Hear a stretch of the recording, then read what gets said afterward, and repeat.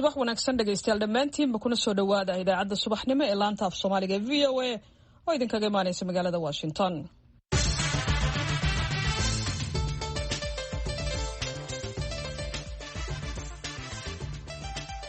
waa subax talaado ah bisha February waa 9 sanadka 2021 waxaad naga dhageysanaysaan mowjadaha gaagaaban ee 16 iyo 19 mitrban iyo bogga voasomali.com. saacadda Afrikada bari waa 6 iyo barka aroornimo. idaacadda saaka iyo caalamkana waxaa idinla socodsiinaya Maxamed Cabdi Xasan Sandheere iyo anigoo ah Caasho Ibraahim Aadan.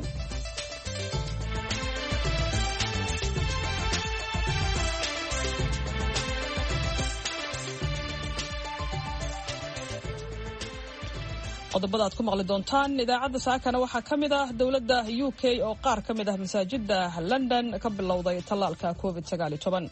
tallaalka Soomaalidu shaki badan ay ka qabaan iyo dadka madowga ah waxaanay aaminsan yihiin in waxyaabo xaaraan ku jiraan, in hadhowtooda caafimaad ahaan ay ku keenayso iyo sidoo kale inay madhaleysnimo ku keenayso.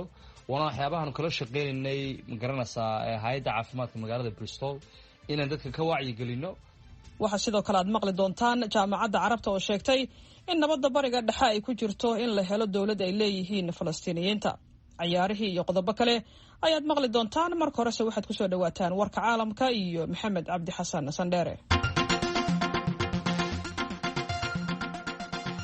mahadsanid Caasha.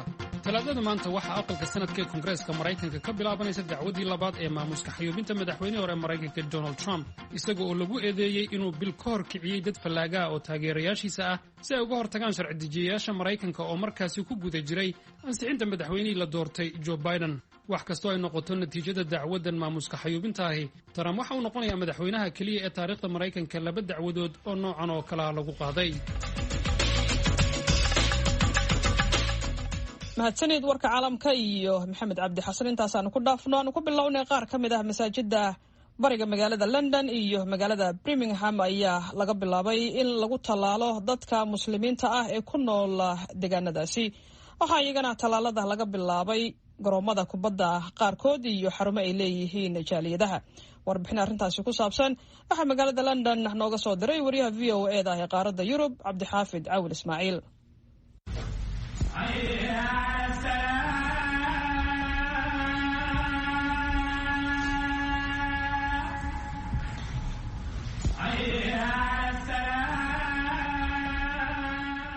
masaajidada ku yaala wadamada reer galbeedka maaha uun goobo lagu tukado oo keliya.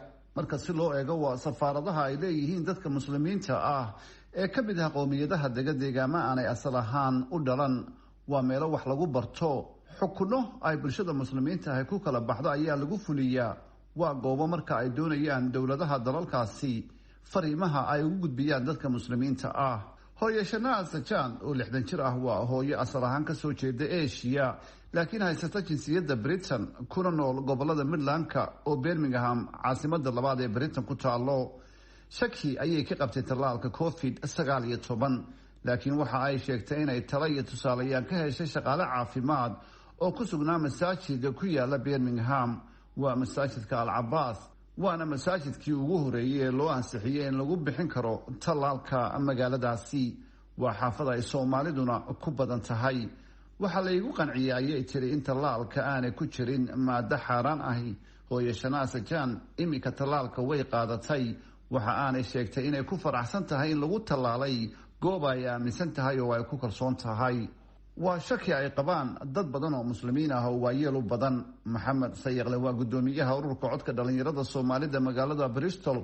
ururkiisu waxa uu dadaal ku bixiyaa inay jaaliyada Soomaalida ee ku nool magaaladaasi ku wacyigeliyaan qaadashada tallaalka. Bristol iminka waxa gaaray xanuunka nuqulkiisa cusub. muslimiinta ku nool magaaladaasi qaar ka mid ahina way qabaan shakigaasi oo kale.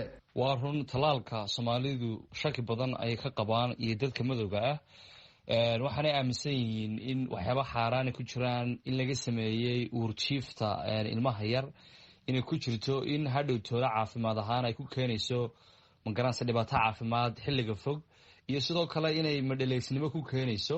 waana waxyaabahan kala shaqeynay magaranaysaa hay'adda caafimaadka magaalada Bristol inaan dadka ka wacyi gelino. sidoo kale annaka oo dadka aqoonta leh ee Soomaalida ah ee sidoo kale fahanka fiican u leh magaranaysaa nidaamka dalkan iyo nidaamka caafimaadka dalka UK in ay markay vaccineka qaataan ama tallaalka qaataan inay fariin soo gudbiyaan siday dareemeen waxay ka dareemeen tallaalka dabeetana ay ku sheergareeyaan mediahaanu leenahay ee ah sida facebookyada iyo meelaha dadku ay wax ka akhristaan. Sheekh Maxamed Haybe oo ah imaamka masaajidka Al-Nuur oo ah masaajid ay Soomaalidu maamusho kuna yaala Birmingham ayaan weydiiyay in tallaalada lagu qaadanayo masaajidada ay kor u qaadi karaan kalsoonida dadka muslimiinta ah. way caawinaysaa kalsooniyo confidence bay siinaysaa waayo makaanadii meelihii cibaadada ilaahay lagu caabudayay ayaa la geeyay waana shay maaragtay scientific ahaan ama science ahaan la proof gareeyay inay caawinayso marka dadka muslimiinta waxaan ku korash karaynaa ama ku boorinaa had iyo jeer waayeelka ama maaragtay xanuunada la nool ama uba baahan in maaragtay ay tallaalka qaataan waana muhiim inuu qofku isagoo ilaahay rumaysan iyo qadarka inuu maaragtay kalsoonidana uu la yimaado oo uu qaato irbadda ka hortaga fayrsadan koofaga la isku dhaho maaragtay waa shay muhiima meelaha iyo xafladaha iyo konferensyada la tagay aan maaragtay looga yeeran waan maaragtay ku boorinaa waana dad badan oo community-gayna way qaateen intaan ognahay masaajidka maalan sida Nuur dad badan oo ka tirsan odayaal ayaa qaatay ilaa qof dadka maaragtay u baahan waayeelka ama frontline-ka ama shaqada haya ama dadka la mubaasharooda ama inay qaataan waa lagama maarmaan marka wax weyn bay ka taraysaa in masaajidadii la keenay. Axadii ayaa boqolaal qof lagu tallaalay masaajidka ugu weyn dalka Britain oo ku yaala bariga London. Masaajidka Al-Cabbaasna waxaa ka socda tallaalka iyada oo dadka laba loo tallaalayo. Waxaa la filayaa in ilaa 500 oo qof ay tallaalka ku qaataan masaajidka toddobaadka soo socda. Dhawaana masaajidada kale oo ku yaala deegaanada ay muslimiintu ku badan tahay ayaa la filayaa in tallaalka laga bilaabo. Cabdi Xaafid Cawil Ismaaciil VOA London. dhinaca kalena dowladda gobolka Ontario ee dalka Canada ayaa ku dhawaaqday in si tartiib loo furi doono ganacsiga isla markaasna laga bixi doono xaaladaha degdega ah ee uu gobolku hadda ku jiro kadib markii uu hoos u dhac ku yimid kiisaska cusub ee xanuunka COVID-19 warbixin arrintaasi ka hadlaysa waxaa magaalada Toronto ka soo diray wariyaha VOA-da Xuseen Nur Xaaji. dib u furistan ayaa imaanaysa xilli tirada kiisaska cusub ee COVID-19 ay ka yar yihiin 1,500 maalinkii guud ahaan gobolka Ontario taasoo ah tiro yar marka lala barbar dhigo labadii bil ee la soo dhaafay. madaxa gobolka Ontario Doug Ford ayaa isniintii shalay ahayd ku dhawaaqay inuusan cusboonaysiin doonin xaaladda degdega ah ee uu ku jiro gobolkan oo ku eg 9 bishan. waa kan Doug Ford oo la hadlayay warbaahinta. Today I'm announcing the declaration of emergency will not be extended past February 9. waxaan maanta ku dhawaaqayaa inaanan ku dari doonin xaaladda degdega ah marka la gaaro 9 bisha February. Ford ayaa sidoo kale ku dhawaaqay in la furi doono ganacsiyada yaryar magaalooyinka qaar isagoo xusay in haddii ay tirada mar kale kororto ay u diyaar garoobeen tallaabooyinka ay qaadi lahaayeen. Let me be clear, if we see the numbers spike again, we're prepared to take further action as necessary. waxaan rabaa inaan caddeeyo haddii aan aragno in tirada ay mar kale kordhayso inaan u diyaar garownay qaadista tallaabooyinka lagama maarmaanka ah sababtoo ah ma jirto xilligan wax nooga muhiimsan badbaadinta dadkeenna. Because nothing is more important than protecting our people right now. dad badan ayaa soo dhaweeyay hadalka madaxa gobolka Ontario ee ku aadan dib u furista gobolka. waa kan Yaasiin Abikar oo ka mid ah Soomaalida muddada degan magaalada Toronto. xasan arrintan waa horta arrin dadka reer Ontario ay si aad u soo dhaweynayaan maadaama in muddaha ay bariyahan ku jireen lockdown oo 28 maalmood ah laakiin hadda sida maanta uu sheegay primarka gobolka Ontario magaalooyinka qaarkood uu ka qaadi doono cadaadiska ay ku jiraan oo ku saabsan dhinaca COVID-19 laakiin Toronto iyo Ottawa iyo weli mataqaanaa Mississauga iyo groupkaas weli muusan sheegin inuu ka qaadayo waqtigan dhow maruu sii hadlayna wuxuu lahaa kolley 22 wixii ka dambeeya ayaan filayaa inaan ka qaadi doono yiri farxad aad u badan ayay dareemayaan dadka inay guryaha ka soo baxaan ganacsiga naftirkooda in la furo 25% haddii la furo dad badan ayaa arrintaas soo dhaweynaya ganacsato badan ayaa soo dhaweynaysa welina shacabkan guryaha ku wada xareysan oo guryaha ku wada cabursan naftirkooda waxay u tahay wax fiican. xisbiga mucaaradka rasmiga ee gobolka Ontario ee NDP ayaa ka digay in dowladdu ay ku degdegto dib u furista gobolka si looga baaqsado in mar kale uu kordho kiisaska COVID-19. xuseen waxa weeyaan in dib loo furo dadku way doonayaan laakiin arrinta walwalka aan ka qabno waxa weeyaan amniga dadka caafimaadkooda iyo maaragtay caafimaadka mustaqbalkooda iyo qoysaskooda. marka in la furo dee way wanaagsan tahay, lakiin haddana waxaa loo baahan yahay wixii loo baahnaa ee muhiimka ahaa oo dhan in la sameeyo, in maaragtay shaqaalihii la siiyo magaranaysaay basic dayskii oo aan jirin. qofka markuu xanuunsado waxaa la weydiinaya warqad dhakhtar baa laga rabaa inuu keeno, haddana dekiradiina yaa ka bixinaya wey. marka dadka iyagoo xanuunsan ay haddana imanayaan shaqooyinkoodii, taana waxay keenaysaa in numberkii uu cirka isku sii shareero. oo marka waxaan ka baqaynaa marka inaan haddana maaragtay saddex kaclayn kale inay dhacdo, taasoo keenaysa marka maaragtay walwalkeeda. marka waxaa loo baahan yahay dee maaragtay waxa uu wado waa sheekadii maaragtay jugjug meeshaada joog. markii horena saas oo kale ayuu sameeyey, in maaragtay wafekii ugu horeeyeyna sidan oo kale ayuu sameeyey, deg ayuu sameeyey. numberkii waad aragtay inta uu gaaray, haddana meel walba ayuu xiray. marka hadda waxaan odhan lahayn haddii la doonayo dib in loo furo ardayda iskuullada ay ku noqdaan, waa in caafimaadkooda laga fikira. in ardayda ay fasalada ku laabtaan ayaa magaalooyinka qaar ee gobolka Ontario bilaabatay isniintii shalay ahayd, halka magaaladan Toronto 16 bishan ay ardayda fasalada ku laaban doonaan. Xuseen Nur Xaaji, VOA, Toronto. weli arrimaha COVID-19 ayaanu ku jirnay. dhinaca kalena dalka Australia ayaa dabayaaqada bishan February wuxuu bilaabi doonaa bixinta talaalka COVID-19 kaas oo la siinayo qof kasta oo ku nool dalkaasi si shuruud la'aan ah. warbixin arrintaasi ku saabsan waxaa magaalada Melbourne ka soo diray wariyaha VOA-da Ibrahim Cumar Baafo. ra-iisul wasaare Scott Morrison oo shaaciyey in dowladdiisu ay horey u iibsatay 10 milyan oo doos talaalka nooca Pfizer-ka loo yaqaan oo ay ansixiyeen khubarada caafimaad ee dalkiisa. waxa uu sheegay in 10 milyan oo kale oo siyaada ah ay dalabkooda ku darsadeen, taas oo wadar ahaan ka dhigaysa 20 milyan. waxaana uu sheegay in dabayaaqada bishan aynu ku jirno Febraayo dalka laga bilaabi doono isticmaalkiisa, isla sanadkanna lasoo gabagabayn doono. waddankan Australia qofka aan haysan dhalashada dalkan ama deganaansho buuxda haysan waxaa ku adag inuu caafimaad bilaash ah helo, balse ra-iisul wasaaraha ayaa sheegay in talaalkan COVID-19 uu noqon doono mid bilaash ah oo qof walba, muwaadin, qaxooti iyo kuwa ku joogo fiisooyinka ku-meelgaarka ah sida ardada, dhammaantood la siin doono si shuruud la'aan ah. haddaba dadka qaxootiga ama dadka aan sharciga dalkan haysanin, arrintan siday u saameyn kartaa? Saciid Cabdiraxmaan Shiinle oo ka mid ah aqoonyahanada jaaliyadda ayaa iga warramaya. baabka sidaa la socotida ra-iisul wasaaruhu wuxuu caddeeyey in dadka wadankan jooga hadday yihiin citizen iyo hadday ahaynba, haddii sharciyo kale ku joogaan, marba hadday ku nool yihiin dalka Australia, dowladda Australia waxay ballan qaaday in cid kastoo ku nool oo sharci kasta ku joogeen kulli ay dowladda Australia ay kabargarayn doonto caafimaadkooda talaalkan oo isticmaalkiisu si xawli ah uga socdo qaaradda Yurub iyo waqooyiga Ameerika ayaa haddana hadalhayn badan uusan u lahayn dalkan Australia, maadaama cudurka talaal la'aan la xakameeyey oo dadkuna ay si fudud u raaceen awaamirta dowladda iyo hay-adaha caafimaadka. hase yeeshee dowladdu ayaa sheegtay in kolka hore lagu bilaabi doono dadka waaweyn iyo shaqaalaha furmaha hore ee dagaalka kaga jira cudurka COVID-19. haddaba dadkaasi ka shaqeeya goobaha caafimaadka iyo halka lagu baxnaaneeyo dadka waayeelada ah waxaa ka mid ah Soomaali baratay adeegyada caafimaadka islamarkaana ka howlgala goobahaasi. Siciid Shiile mar kale waxa uu ku boorinayaa shaqaalaha caafimaadka Soomaalida oo ka mid noqon doona kuwa ugu horeeya ee la talaali doono inaysan ka shakin talaalka oo ay qaataan. dhalinyarada aqoonyahanada caafimaadka ee Soomaalida ah ee ka shaqeeya isbitaalaadka iyo xarumaha caafimaadka wadankan waxaan kula talinayaa marka talaalkan inay ay qaataan ka shakin, meel walbana laga qaatay. hadda dowladdan kharash kuma ay bixiseen hadday wax halis yihiin, marka waxaan qabaa inay qaataan si ay uga badbaadaan.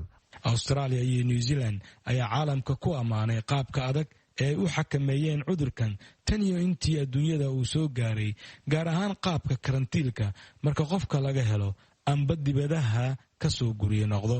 Ibrahim Cumar Baafe, wararka VOA, magaalada Melbourne, dalka Australia.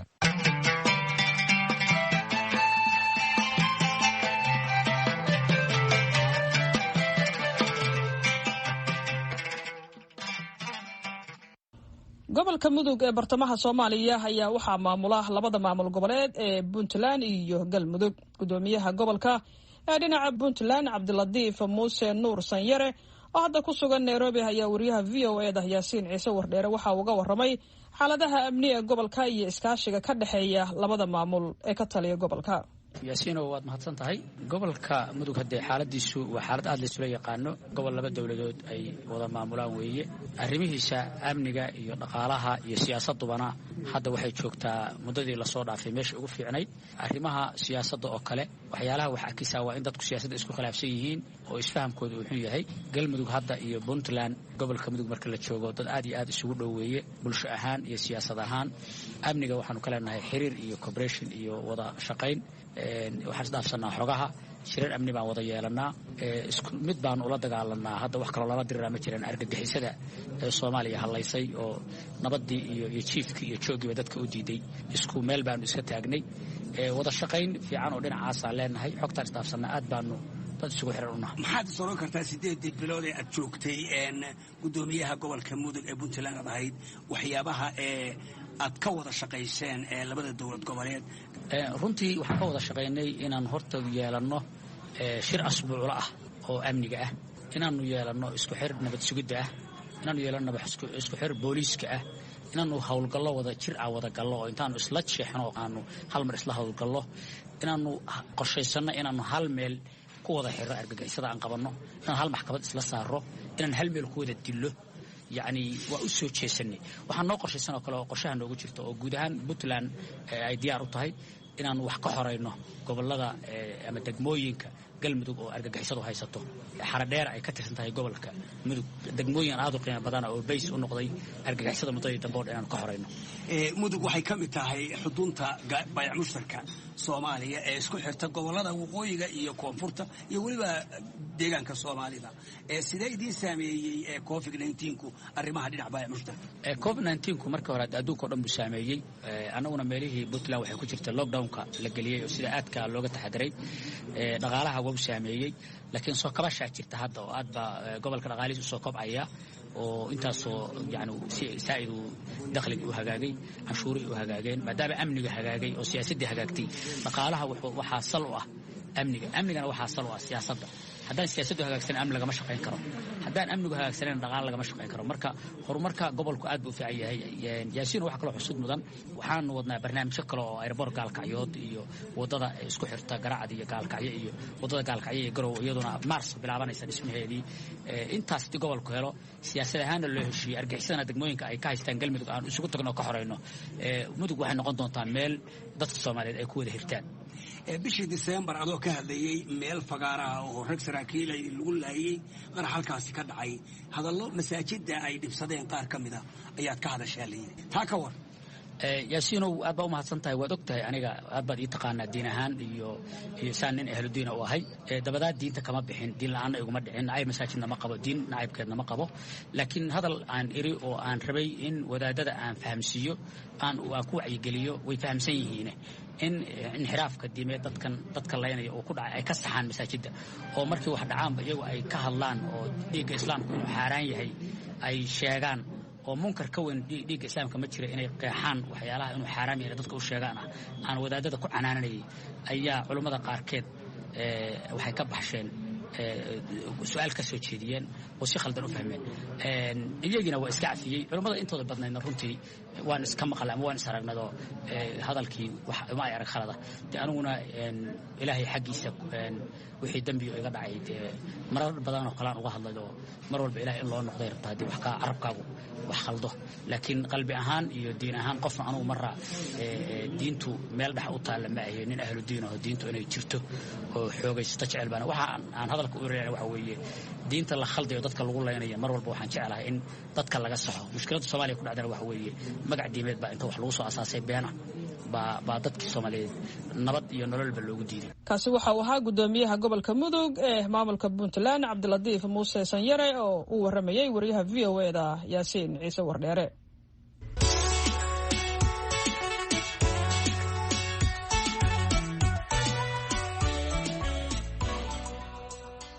subax wanaagsan mar kale dhegaystayaal.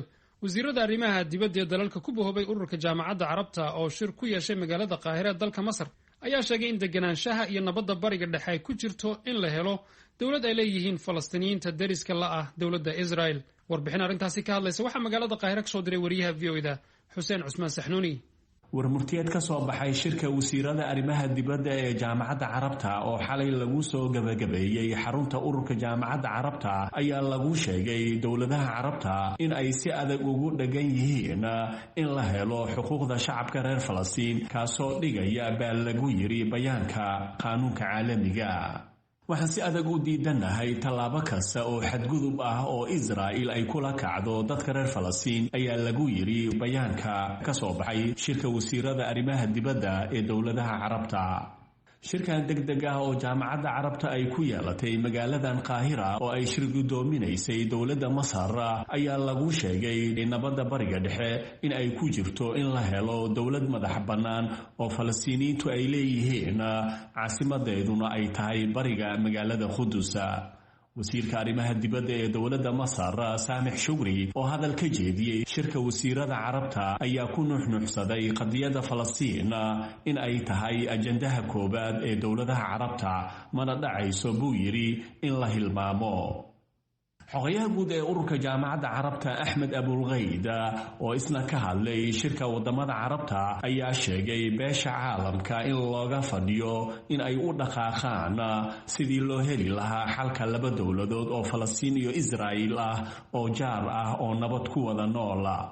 tallaabada deegaamaynta oo dowladda Israa'iil ay ka wado daanta galbeed iyo bariga Qudus waa mid caqabad weyn ku ah xalka labada dowladood waana mid sharci darro ah oo ka soo horjeeda qaanuunka caalamiga ayuu yiri Axmed Abulghayd xogayaha guud ee ururka jaamacadda Carabta. shirkan ayaa sidoo kale waxaa ka hadlay wasiirada arrimaha dibadda ee dowladaha Sacuudi Arabiya, Jordan iyo dowlado kale oo ka qayb galay shirkaasi.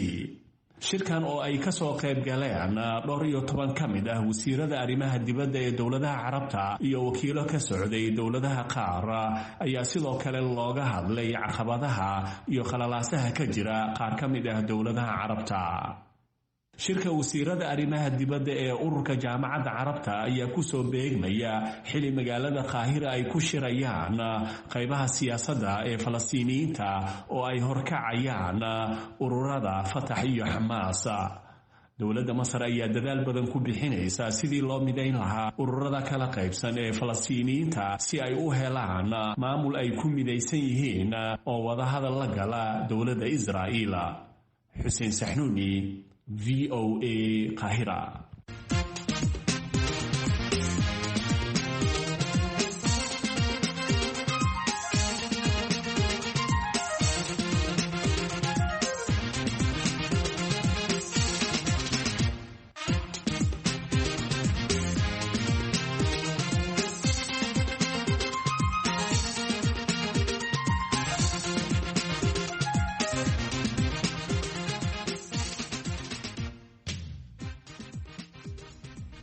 haatanna waxaad ku soo dhawaataan ciyaarihii iyo maxamuud mascade.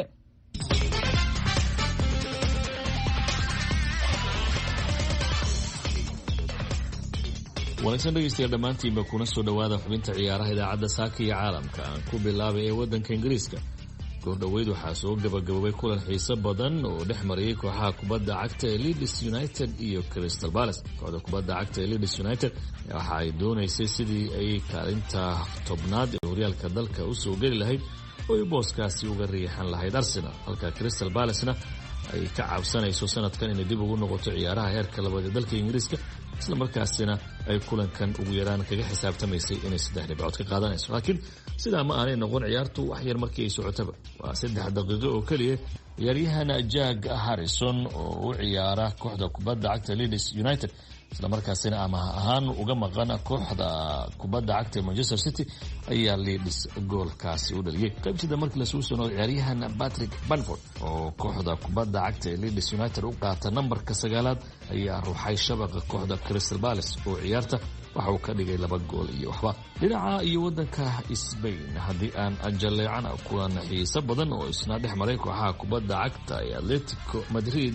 iyo Celta Vigo ayaa qaybtii hore ciyaarta kooxda kubadda cagta ee Atletico Madrid oo iyadu doonaysay inay sii dheeraysato hoggaanka horyaalka dalkaasi waxaa shabaqeeda kubad ku ruuxay ciyaaryahan Santi Mina, laakiin ciyaaryahan Luis Suarez ka ay goolashiisa ilaa hadda baahida weyn u qabaan kooxdii uu kasoo tagay ee Barcelona ayaa shabaqa Celta Vigo gool la helay oo soo bareejiyay ciyaarta. isla qaybta ciyaarta markii la soo noqday ciyaaryahankaasi Luis Suarez ayaa goolkii labaad u dhaliyay kooxda kubadda cagta ee Atletico Madrid. goolka Luis Suarez ma aanu noqon gool ay kooxdu guul ku hanato, waxaana soo barbareeyay ciyaaryahan Facundo Varela oo u ciyaara kooxda kubadda cagta ee Celta Vigo, waxaana daqiiqadii 89aad uu u dhaliyay goolkaasi barbara ah kooxda kubadda cagta ee Celta Vigo. labadan kooxood waxay ku kala baxeen 2-2 oo min hal dhibic ay sidaasi ku kala qaateen. xubinta ciyaaraha idaacadda saaka iyo caalamkan inta ayaan kusoo gabagabaynayaa tan iyo kulan dambe waa mascadde oo idinku dhaafaya sidaa iyo nabadgelyo.